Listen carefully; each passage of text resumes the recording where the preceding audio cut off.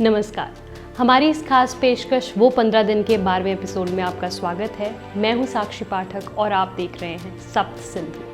आज परमा एकादशी है। कलकत्ता के नज़दीक स्थित सोडेपुर आश्रम में गांधी जी के साथ ठहरे हुए लोगों में से 2-3 लोगों का परमा एकादशी का व्रत है।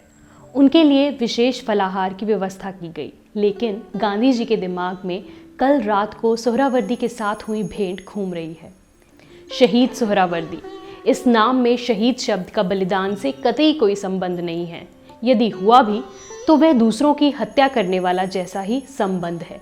1946 के डायरेक्ट एक्शन का खलनायक सोहरावर्दी उस घटना के 1 वर्ष बाद गांधी जी से भेंट करने आया है। डायरेक्ट एक्शन डे वाले दिन अत्यंत क्रूरता और बर्बरता से 5000 हिंदुओं की हत्या का पाप अपने माथे पर लिए शान से घूम रहा है। अत्यंत धूर्त, स्त्री लंपट, व्यसनी और क्रूर सोहरावर्दी देखने में एकदम पढ़ा लिखा और सभ्य व्यक्ति लगता है। बड़े ही आधुनिक कपड़े पहनता है। कट्टर मुसलमान होने के बावजूद इस मामले में वह अंग्रेजी दाही है। आज गांधी जी की प्रार्थना में काफ़ी भीड़ है। कुछ पत्रकार भी सामने बैठे दिखाई दे रहे हैं। भजन और सूत काटने के बाद गांधी जी बोलना आरंभ करते हैं। अब केवल 2 दिन बाद ही आने वाला 15 अगस्त भारत के इतिहास में एक अत्यंत महत्वपूर्ण दिवस सिद्ध होने जा रहा है। मैंने सुना है कि कलकत्ता के कुछ मुसलमान इस दिवस को शोक दिवस के रूप में मनाने जा रहे हैं। मैं आशा करता हूं कि यह समाचार गलत होगा। जाहिर है कि यह महत्वपूर्ण दिवस कैसे मनाना चाहिए, इस बारे में प्रत्येक व्यक्ति का दृष्टिकोण अलग होगा, और वैसे भी हम किसी पर भी यह दिन विशिष्ट पद्धति से मनाने के लिए ज़बरदस्ती नहीं करेंगे। अब प्रश्न ये है कि पाकिस्तान के हिंदुओं को क्या करना चाहिए। तो मेरा जवाब यही है कि उन्हें पाकिस्तान के राष्ट्रध्वज को प्रणाम करना चाहिए। मैंने ये भी सुना है कि भारत में पुर्तगाल और फ्रांस शासित राज्यों अर्थात गोवा, दमन, दीव, पौंडीचेरी आदि में रहने वाले भारतीय भी 15 अगस्त के दिन स्वतंत्रता की घोषणा करने वाले हैं। ये पूरी तरह से मूर्खता है। इसका अर्थ यही निकाला जाएगा कि हम भारतीयों में घमंड आ गया है। अभी ब्रिटिश भारत छोड़कर जा रहे हैं, फ्रेंच अथवा पुर्तगाली नहीं। मेरा ये मानना है कि इन राज्यों में रहने वाले भारतीय भी आज नहीं तो कल स्वतंत्र हो ही जाएंगे, परंतु उन्हें आज कानून अपने हाथ में नहीं लेना चाहिए। कल रात को शहीद साहब सोहरावर्दी मुझसे भेंट करने आए थे। उन्होंने मुझसे कहा कि ऐसी अशांत परिस्थिति में मुझे कलकत्ता छोड़कर नहीं जाना चाहिए। उन्होंने मुझसे अनुरोध किया है कि मैं कलकत्ता में अपना मुकाम कुछ दिन और बढ़ाऊं, और जब तक पूर्ण शांति स्थापित नहीं हो जाती तब तक मैं यही रहूं। उनका ये अनुरोध स्वीकार करने के लिए मैंने सोहरावर्दी साहब के सामने एक शर्त रखी है, और ये शर्त है कि कलकत्ता के किसी अशांत स्थान पर सोहरावर्दी साहब मेरे साथ एक छत के नीचे रहें और उस स्थान पर पुलिस अथवा सेना की कोई सुरक्षा नहीं हो। अगले 1-2 दिनों में सीमा आयोग का निर्णय घोषित होगा और विभाजन की निश्चित रेखा स्पष्ट हो जाएगी। ऐसे कठिन समय पर हिंदुओं और मुसलमानों दोनों को ही उस आयोग के निर्णय का सम्मान करना आवश्यक है। श्रीनगर में कश्मीर के महाराजा ने उनके प्रधानमंत्री रामचंद्र काक को बर्खास्त कर दिया है। प्रधानमंत्री के रूप में काक का केवल 2 वर्षों का कार्यकाल अत्यधिक विवादित रहा है। उन्होंने कांग्रेस और जवाहरलाल नेहरू से खुली दुश्मनी मोल ले ली थी। कुछ माह पूर्व जब 19 से 23 जून के बीच लॉर्ड माउंटबेटन कश्मीर में प्रवास पर आए थे, तब उन्होंने महाराज से निवेदन किया था कि कश्मीर का विलीनीकरण पाकिस्तान में कर दिया जाएगा।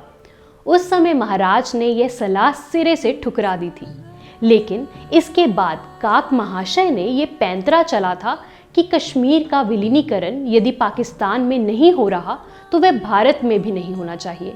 काक ने महाराज को सलाह दी थी कि कश्मीर को स्वतंत्र ही रखें। 9-10 दिन पहले यदि गांधी जी ने अपने श्रीनगर यात्रा में स्पष्ट रूप से अपना मत रखा होता कि कश्मीर का विलय भारत में ही होना चाहिए, तो संभव है कई बातें बेहद सरल हो जाती। लेकिन गांधी जी के लिए भारत और पाकिस्तान दोनों ही उनकी अपनी संतानें लगती थी, इसलिए उन्होंने कश्मीर के विलीनीकरण के बारे में कुछ भी नहीं कहा। नेहरू के आग्रह पर गांधी जी ने रामचंद्र काक को निकाल दीजिए, इतना ही सुझाव महाराज को दिया। गांधी जी की सलाह का सम्मान करते हुए महाराजा हरि सिंह ने इसे अमल में लाया और मूलतः हिमाचल प्रदेश के परंतु महाराज के रिश्तेदार जनक सिंह को कश्मीर का नया प्रधानमंत्री घोषित किया। रामचंद्र काक ने भागने का प्रयास किया परंतु वे सफल नहीं हुए।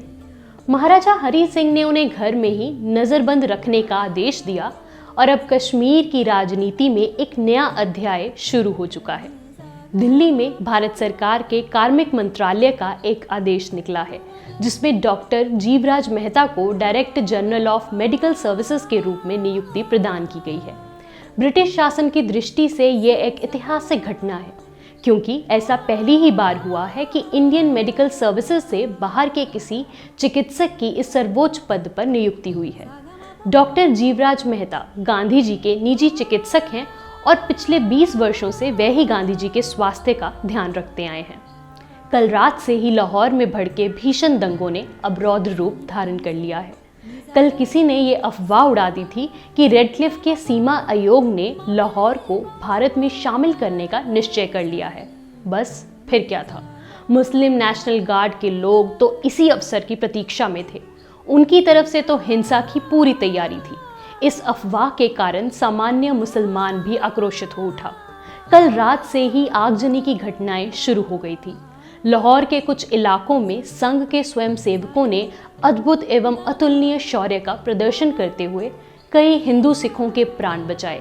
संघ कार्यालय हिंदू मोहल्ले में होने के बावजूद मुस्लिम नेशनल गार्ड इस पर हमला करेंगे ऐसी सूचना मिलने के कारण बहुत से स्वयंसेवक संघ कार्यालय की रक्षा के लिए वहां रात भर मजबूती से डटे रहे। आज सुबह 10 बजे से ही मुस्लिम गुंडों के आक्रमण और भी तीव्र होते चले गए। साथ ही चूंकि सिख अपने पहनावे के कारण जल्दी पहचान में आ जाते हैं, इसलिए सिखों पर ही सबसे ज्यादा हमले हुए। लाहौर की सड़कों पर अत्यंत भयानक और पाशविक अत्याचार जारी थे। दोपहर 3 बजे तक अधिकृत रूप से मृतकों की संख्या 50 पार हो चुकी थी। इन मृतकों में अधिकांश हिंदू और सिख ही थे। ऐसे थोड़े बहुत भाग्यशाली लोग थे जो अस्पताल पहुंच सके। उनके जख्म इतने विचित्र, भयानक और गहरे थे कि डॉक्टर और नर्सें भी एक एक घायल के साथ अक्षरशः मृत्यु से युद्ध कर रहे थे। दोपहर आते आते लाहौर के दंगों की आग गुरदासपुर और लायलपुर तक पहुंच चुकी थी। अंततः दोपहर 4 बजे गवर्नर जेनकिंस ने लॉर्ड माउंटबेटन को टेलीग्राम भेजा कि लाहौर और अमृतसर की पुलिस पर भरोसा नहीं किया जा सकता। मुस्लिम नेशनल गार्ड के कार्यकर्ता पुलिस की वर्दी में दंगे कर रहे हैं। परिस्थिति नियंत्रण से बाहर हो चुकी है और इधर लाहौर जल रहा है। लाहौर के साथ ही पूरा पंजाब भी जलने की कगार पर है।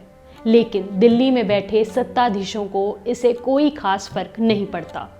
कलकत्ता बंदरगाह के 2.5 लाख मुसलमान खलासियों की तरफ से एक पैम्फलेट प्रकाशित किया गया है। इस पैम्फलेट में मुस्लिम खलासियों के संगठन ने धमकी दी है कि यदि कलकत्ता को पाकिस्तान में शामिल नहीं किया गया तो वे अनिश्चितकालीन हड़ताल करेंगे। इसमें आगे कहा गया कि सन 1690 से जब से कलकत्ता बंदरगाह का निर्माण हुआ है तभी से यह मुसलमानों के नियंत्रण में है। इस कारण हिंदू बहुल पश्चिम बंगाल को इसे देना किसी भी अर्थ में उचित नहीं कहा जा सकता। आश्रम में गांधी जी झपकी ले रहे हैं। इस कारण अखंड बंगाल के प्रधानमंत्री हुसैन शहीद सोहरावर्दी की ओर से आए हुए कलकत्ता के पूर्व महापौर उस्मान के सामने इंतजार करने के अलावा कोई विकल्प नहीं है। 3 बजे उस्मान की गांधी जी से भेंट हुई। उस्मान अपने साथ शहीद सोहरावर्दी का एक पत्र लेकर आए हैं। इस पत्र में सोहरावर्दी ने गांधी जी के साथ एक ही छत के नीचे रहने वाला प्रस्ताव मान्य कर लिया है। यह पत्र पढ़ते समय गांधी जी के चश्मे के अंदर से चमकने वाली उनकी आंखें स्पष्ट दिखाई दे रही हैं। अनेक लोगों ने गांधी जी से कहा कि सोहरावर्दी पर विश्वास नहीं करना चाहिए। यह एक परले दर्जे का बदमाश व्यक्ति है, परंतु किसी व्यक्ति के बारे में ऐसी कोई भी राय कायम करना गांधी जी को मंजूर नहीं था। इसलिए उन्होंने इस व्यक्ति के साथ एक छत के नीचे रहने का प्रयोग करके देखना निश्चित किया। अब कुछ ही दिनों के लिए शेष रह गए कराची के कांग्रेस कार्यालय से एक प्रेस नोट तमाम अखबारों को भिजवाने के लिए तैयार हो चुकी है। यह प्रेस नोट कांग्रेस के अखिल भारतीय अध्यक्ष आचार्य JB कृपलानी की है। आचार्य कृपलानी स्वयं कराची में उपस्थित हैं, परंतु कांग्रेस कार्यालय में जो भी बचे खुचे कार्यकर्ता हैं उनमें कृपलानी से भेंट करने का कतई कोई उत्साह दिखाई नहीं दे रहा। इस प्रेस नोट में कृपलानी ने कल लियाकत अली खान द्वारा उन पर एवं कांग्रेस पार्टी पर जो आरोप लगाए हैं उनका खंडन किया है। कल लियाकत अली खान ने मुझ पर आरोप लगाया है कि सिंध के हिंदुओं को भड़का रहा हूं और उन्हें सरकार के खिलाफ विद्रोह के लिए उकसा रहा हूं। मैं इस आरोप का पूरी तरह से खंडन करता हूं। अपनी कुछ सभाओं में मैंने जिस नारे का उल्लेख किया है उसमें कहा गया है कि हंस के लिया है पाकिस्तान, लड़ के लेंगे हिंदुस्तान। इस संदर्भ में मैंने हिंदू और मुसलमान दोनों से ही इस प्रकार की भड़काऊ नारेबाजी बंद करने का आग्रह किया है। उधर दिल्ली के गवर्नर हाउस में लॉर्ड माउंटबेटन अपनी खास आराम कुर्सी पर पीठ टिकाए आंखें बंद करके विचार मग्न बैठे हैं। उनकी आंखों के सामने भारत में अंग्रेजी साम्राज्य का विस्तीर्ण इतिहास एक चलचित्र की तरह आ रहा है। आज के दिन तत्कालीन अखंड भारत में अंग्रेजों का राजनीतिक प्रतिनिधित्व आरंभ हुआ था। एकदम सटीक रूप से कहा जाए तो 12 अगस्त 1765 के दिन ही इलाहाबाद समझौता हुआ था। वैसे तो ईस्ट इंडिया कंपनी भारत में सन 1600 से काम कर रही थी। इसने भारत में अनेक समझौते भी किए, परंतु ये सारे समझौते व्यापारिक किस्म के थे। सबसे पहले बक्सर के युद्ध के बाद अंग्रेज़ों ने पहली बार राजनीतिक स्वरूप का समझौता जिसके साथ किया वह मुगल बादशाह शाह आलम द्वितीय के साथ किया, यानी आज से ठीक 182 वर्ष पहले। तब से लेकर आज तक गंगा नदी में काफ़ी पानी बह चुका है। इस बीच 1857 का विद्रोह भी हो गया, लेकिन अब ये साम्राज्य केवल 2 दिनों के बाद हम इन भारतीयों को सौंपने जा रहे हैं। एक झटके से लॉर्ड साहब की आंखें खुली। फिलहाल भूतकाल में झांकने का कोई फायदा नहीं, अभी तो वर्तमान की तरफ ध्यान देना जरूरी है। लॉर्ड साहब एक अत्यंत महत्वपूर्ण विषय को पूरा करने जा रहे हैं और ये विषय है अखंड हिंदुस्तान की सेना का विभाजन। इसके द्वारा एयरफोर्स की 10 स्क्वाड्रन में से 2 पाकिस्तान को और 8 भारत को मिलेंगी। इसी प्रकार आर्मी और नेवी के विभाजन में भी 2 यूनिट भारत को और 1 पाकिस्तान को दी जाएगी। ऐसा विभाजन किया जा रहा है। इंडिया हाउस पर 15 अगस्त के दिन भव्य तरीके से तिरंगा फहराया जाने वाला है। इस कार्यक्रम के लिए ब्रिटिश प्रधानमंत्री एटली और उनके मंत्रिमंडल के सहयोगियों को आमंत्रित किया गया है। इस कार्यक्रम की अध्यक्षता करेंगे ब्रिटेन में भारतीय हाई कमिश्नर कृष्ण मेनन। यह कार्यक्रम 15 अगस्त को सुबह 11 बजे होगा। इसी के साथ लंदन में अनेक सार्वजनिक स्थलों पर छोटे छोटे समूहों में भी स्वतंत्रता दिवस मनाया जाएगा। शहीद सोहरावर्दी के साथ एक छत के नीचे रहने के लिए गांधी जी ने कलकत्ता के बेलिया घाट की हैदरी मंजिल को चुना है। मूलतः यह इमारत एक अंग्रेज व्यापारी की थी। बेलिया घाट एक बेहद गंदा और मलिन परिसर है। हिंदू मुस्लिमों की मिश्रित जनसंख्या वाला परंतु फिर भी मुस्लिम बहुल इलाका। इस परिसर की यह इमारत वीरान पड़ी थी। यहाँ पर कोई भी नहीं रहता था। बड़े बड़े चूहों का इमारत में साम्राज्य था, परंतु कल से गांधी जी और सोहरावर्दी यहाँ निवास करने वाले हैं, इसलिए इस इमारत का थोड़ा रंग रोगन और साफ सफाई की जा रही है। खंडित स्वतंत्रता के लिए अब केवल 3 रातें ही बची हैं। सीमाओं पर दंगों की आग भड़की हुई है। पंजाब जैसे राज्य में तो मानो प्रशासन नाम की कोई चीज़ बाकी नहीं बची।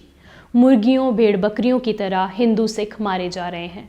और इधर 3 जून को भारत का विभाजन स्वीकार करने वाले कांग्रेस के नेता दिल्ली के राजनीतिक वातावरण में 14 अगस्त की रात्रि वाले स्वतंत्रता समारोह की तैयारियों में लगे हुए हैं।